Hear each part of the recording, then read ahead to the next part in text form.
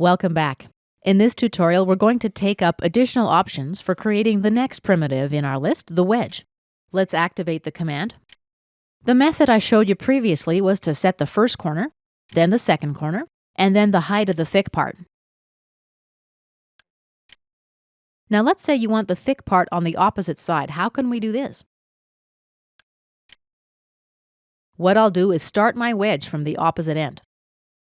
Place the first corner, the second corner, and lastly the wedge height. Now the thick side of the wedge is on the opposite end. Let's create another wedge now. Let's use the center option instead of selecting a first corner.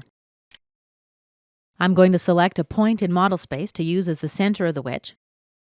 Now I specify the size of the base with my next click, and thirdly, the height of the wedge. Let's just orbit our model a little bit.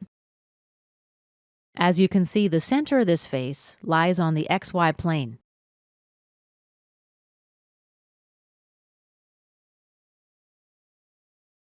Let's activate the wedge tool again. Click to place our first corner. Now let's right-click and select Cube. Basically, as you can see, what we end up with here is half a cube. Let's set the distance at 10 units.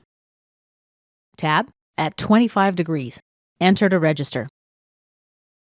And let's create one more wedge. First corner with a left click. This time, let's right-click and scroll to length. Now we can set the distance again, as well as an angle. Tab 15 degrees. Enter. And the width as well now. Let's say 5 units. Enter. Lastly, we need to specify the height. I'll enter 5 units and press Enter.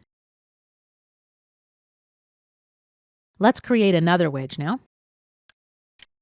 First and second corners. Now for the height, let's right-click and select 2 points. We'll make our selection by snapping to these endpoints, and we thus set the height of our wedge. This concludes our tutorial about additional options for creating wedges.